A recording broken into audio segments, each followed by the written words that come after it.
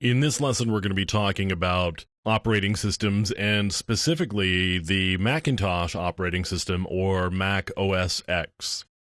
Now, Macintosh has been around since the early 80s, around 1984, and for a long time the operating system was reasonably stable up until the late 1990s, early 2000s, when the next operating system, or next step, was merged in with the Macintosh operating system, and now we have kind of a hybrid of what Mac OS used to be, along with a Unix-like operating system underneath. So it's a version of BSD with a mock kernel underneath the Mac OS, basically graphical interface. So now we have the user piece, which has been Macintosh, or is Mac OS. And there's also some things that you may not normally be able to see unless you know where they are and go digging for them. So first of all, this is the Finder, and this is the way that users of Mac OS typically go looking for files. So you can see it's kind of a typical, there's the side line over here where there's favorites, and there's shared, and there's some devices, and the main window shows you the contents of whatever piece that you're in over here. Now, under favorites, it's all really oriented towards the user. So I've got documents, I've got desktop, I've got shared, I've got downloads, I've got movies, music, pictures. That's really all oriented towards the individual user. Now, what I may want to do is go a little bit higher up, and I can do that. I can go to computer, and here's the primary hard drive. And you can see here I've got applications, which I also have over here under favorites. And I've got the library directory, where I've got application support, and application support is a useful directory because this is where all of the applications store data that's specific to them. And I've got my users directory here, and there's a system directory with a library. So this is what the top level of the hard drive looks like from a Finder perspective. Let me show you a little something different here. I'm in the terminal application here.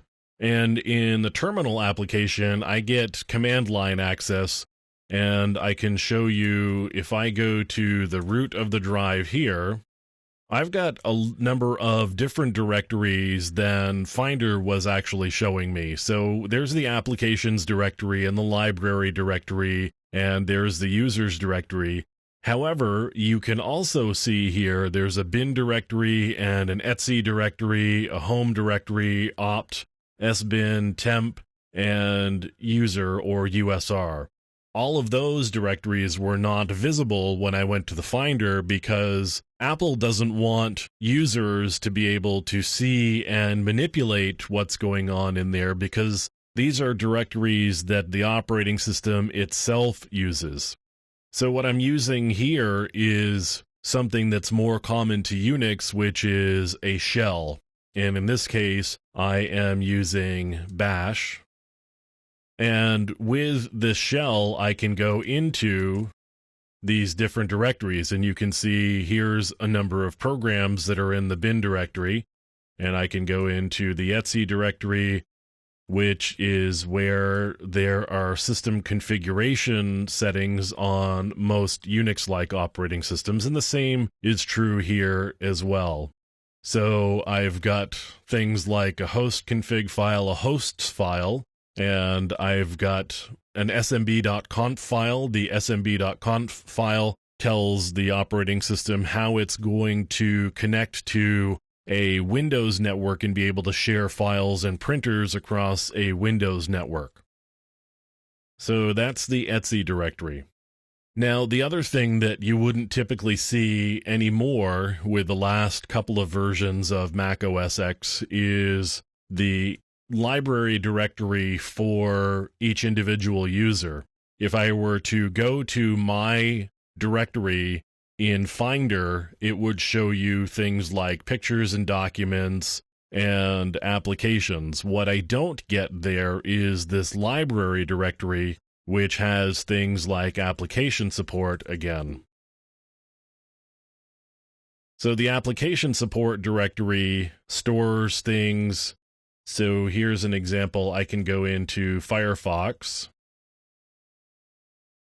and I can go into Profiles, and I'm going to go into the default profile here, and you can see there's a number of files in here, which again wouldn't normally be visible in Finder without doing a little additional work. And what's in here is you can see there's a cookies file here, which is a little SQL database of the cookies that are stored on your system. You can also see extensions are here and preferences, and there are a number of things that are stored in here for your particular user, which of course may be useful for a forensic examiner. This is where you would go to on a Mac OS X system in order to find the type of information that a user may not normally be interacting with directly, but the applications are storing on their behalf. So there are a number of directories in here in this application support folder that store information that, again, a user wouldn't normally directly interact with in terms of going and moving it around on the file system, but the applications are taking care of it for them directly. So you can see there's a Google directory, there's a Microsoft directory, and there would be data in here from Microsoft. So you would store things like user templates here. Somewhere under application support, there may be information about the user's mail and the things that are being stored there. So there's a lot of information in this application support directory that, again, Apple hides from the normal user, but a forensic examiner would want to be able to get to that information.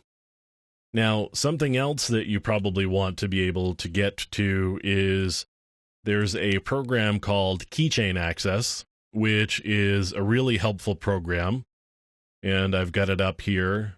You can see here in the keychain, there are a number of pieces of information. There's some certificates and some application passwords. And down here on the left-hand side in the left-hand column, I've got categories. So I can look at my certificates, which I don't actually happen to have any on here, but I can look at certificates, and these are the certificates that are stored on this system. So you can see all of these. Now you can also see here there's a passwords category. In the keychain for every user, there are passwords that are stored, and you can get access to these passwords if the operating system is storing them for you.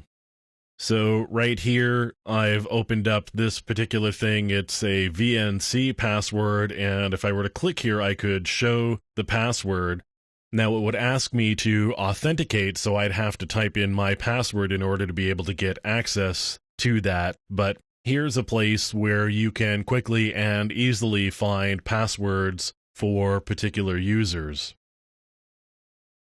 You may also want to get to the console application.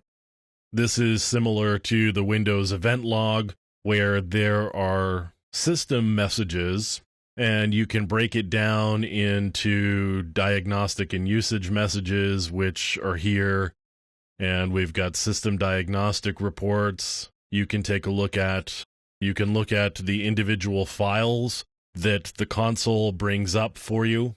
But there are interesting messages that are sometimes stored in here where applications are writing out to log files with pieces of information that a forensic examiner may want or need.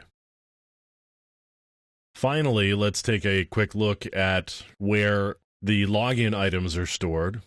If I bring up System Preferences and go into Users and Groups, I've got login items here. So this is where programs and applications that are started up on a per user basis when the user logs in, that's where these are all stored and managed. So you can see the different programs that are being launched when a user logs in by going to this section of the system preferences. So that's where macOS stores different types of information that you may want to know how to get to as a forensic examiner.